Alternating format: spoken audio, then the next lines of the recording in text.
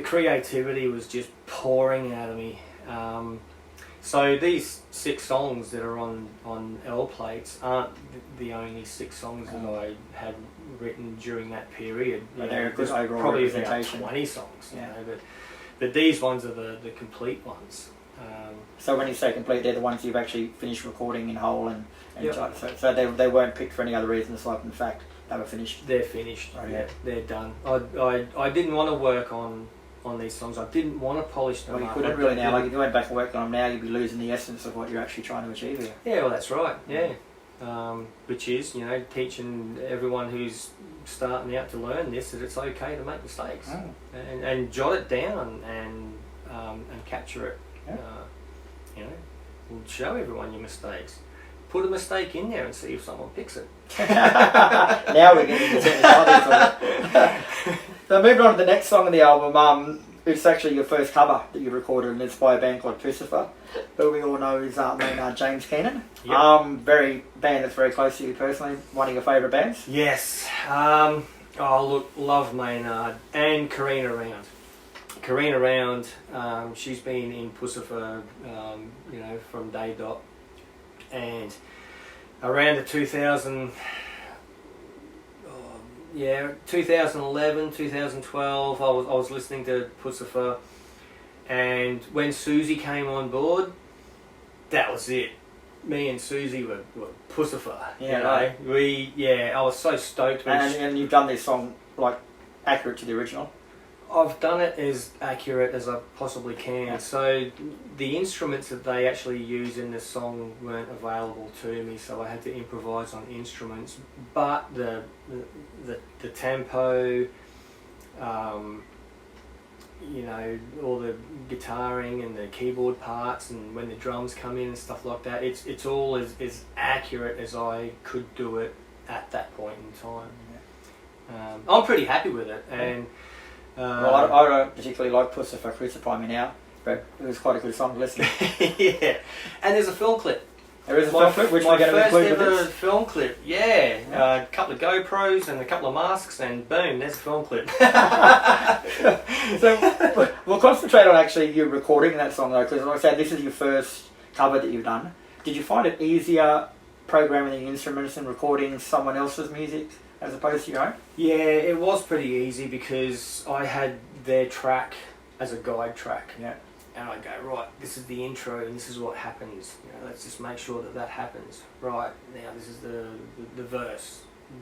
And all this happens in the verse, so let's make sure that all happens in the verse. So it didn't take long to do actually, because I knew the song backwards. Yeah. You know, I've been listening to that song, you know, forever. Well, not forever, but you know, quite often. So I knew it. It was in my head, and I knew what instruments I was going to use as replacement instruments. Like they're using like mandolins and stuff like that. I just used an acoustic guitar, you know, guitar. Yeah, I'm pretty happy with Tumbleweed. And on the L plates, I've actually called it the Tumble. Is that sort of like a copyright issue? Yes. Correct. So going back and looking at that now, like you say that was a lot easier for you to do and stuff. Would you say in a small way that was a turning point for you? Like you actually realising how easy it is to do, in a sense? Yeah. Well, around that time is you know, like any person starting out and getting back to the tradesman and the you know, all the tools in his bag. I had every tool known to man in my bag, but what tradesman wants to fucking carry around, you know? He'd break his back before the job starts, carrying all the bloody tools in that he mightn't even use. You know how I feel. I've had a sore back from carrying you for years, buddy. I know, yeah, I'll make it up to you, mate. Where's that spray? But, you know, so around this time, because I realised how, even though these guys were recording in a pretty big studio and they had all the top-notch gear and the you know, engineers and producers and all the rest of it and helping them along, I realised how easy it was to record, and that's when I'm getting back to you know, simplicity and less is more is the key. So there's not a lot going on in that song, like the Pussifer Tumbleweed, but it sounds like there's a lot going on. And I'm like, right, how do you do that? So it makes you listen. All right, sit down, fucking listen, right, let's try this then. No, that's not it. Let's try this. Oh, that's it. Oh yeah, that sounds like that now. So that's how they do it. Fuck, how easy is that? You know, so a lot of my tools got fucking thrown away, and the ones that I use the most are the ones that are hanging off my belt now. You know, and I'm still using those tools today. A good friend of mine in Cairns, Paul Stevens, if you're watching, Paulie, love you, brother. But he once said to me, like, musically anyway, with a song, it's not what you put in, it's what you leave out that matters. Is it the same when it comes to recording and stuff like that? Yes, yeah. I think so. It becomes a big, messy jumble if there's just too much in there that doesn't need to be there. Mm-hmm. And every muso will know this.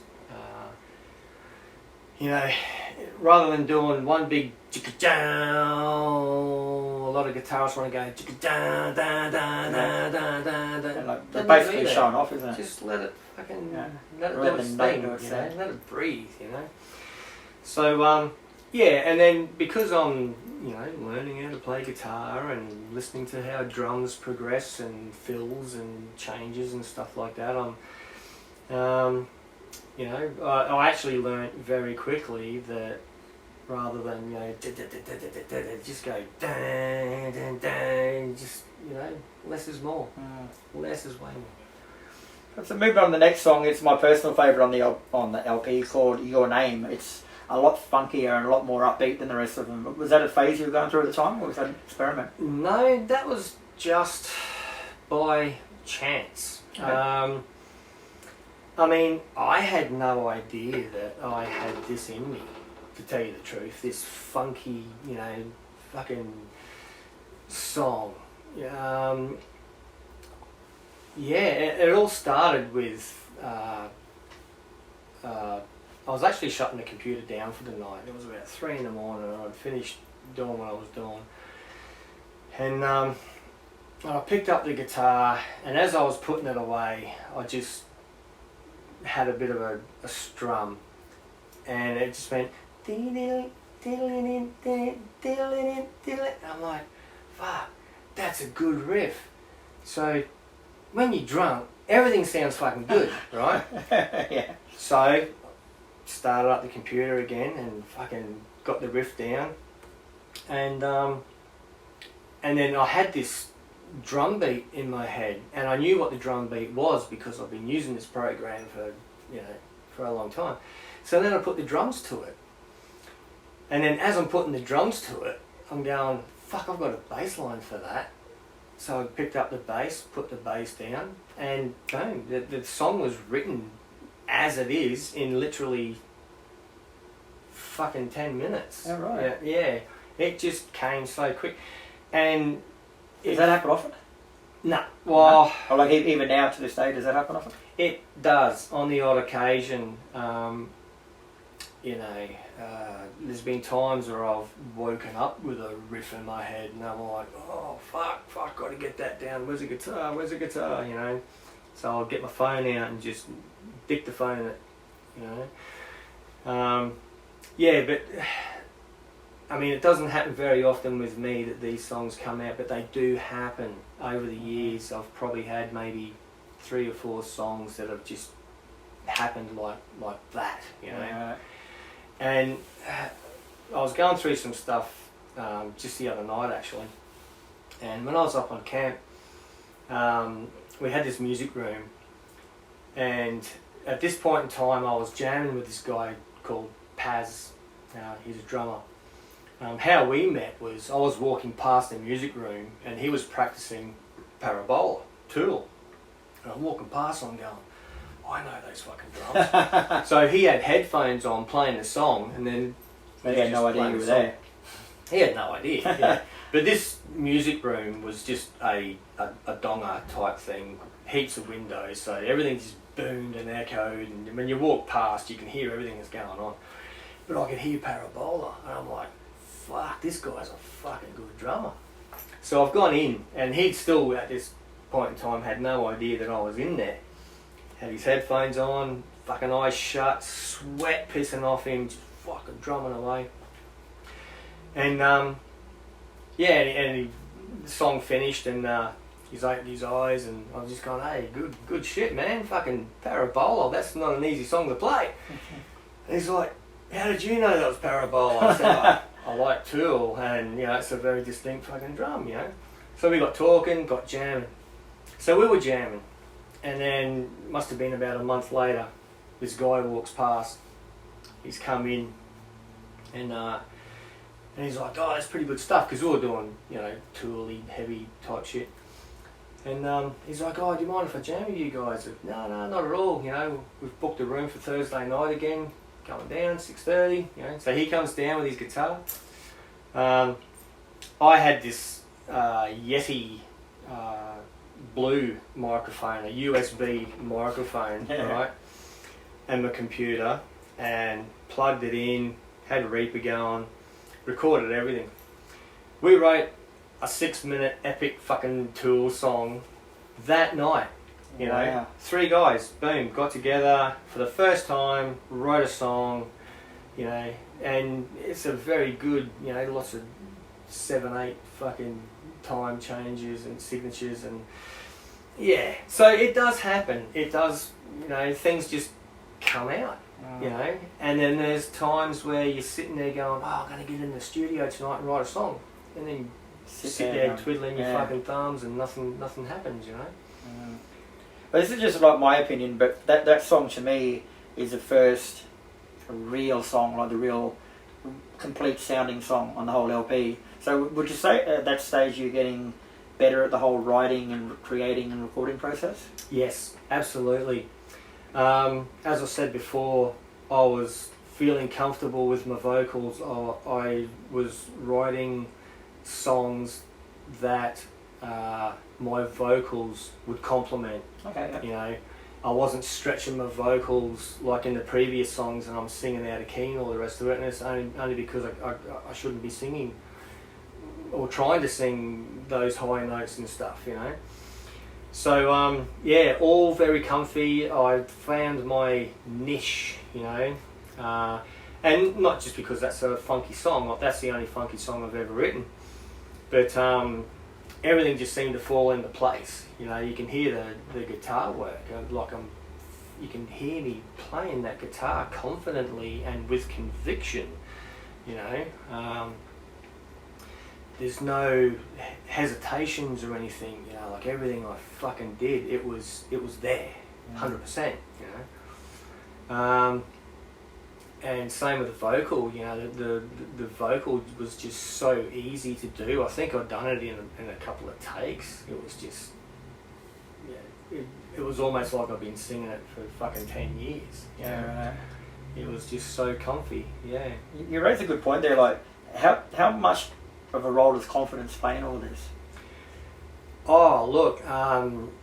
Like people sort of look at you in like you play with Akanaki, you play with the other 4 bands we spoke about and many more. Like, and you can look at you on stage and go, "Fuck, that man knows what he's doing. He's confident as fuck." But you're not always there. Like it's confidence. It's the perceived confidence and the inner confidence are 2 completely different things. So I think confidence and conviction get a bit confused. Same as love and lust. Is there a difference? Yeah, so anyone can get up there and play confidently and look confident and be confident, but still make a mistake and still, oh shit, oh it's not a B, it's a fucking A, That's not conviction. Conviction is going, fucking, it's an B, yeah, now it's an A, now it's a fucking D, you know exactly. So you're thinking before it happens where you need to be, and you're on it when you're playing it. Now, that's conviction. Anyone can stand up there and play with confidence and still fuck up. So playing with conviction is almost like being a master. You know, a lot of people can bluff their way through confidence. A lot of people. Me included. You know, there's been lots of times where I've been up on stage and I've had to bluff my way through it. I've been there on most of them. Who asked you? But playing with conviction, that's why superstars are superstars. Because they know their shit and they do it fucking 100% every time. Very cool. To the ocean, next to the ocean. I live next to the ocean.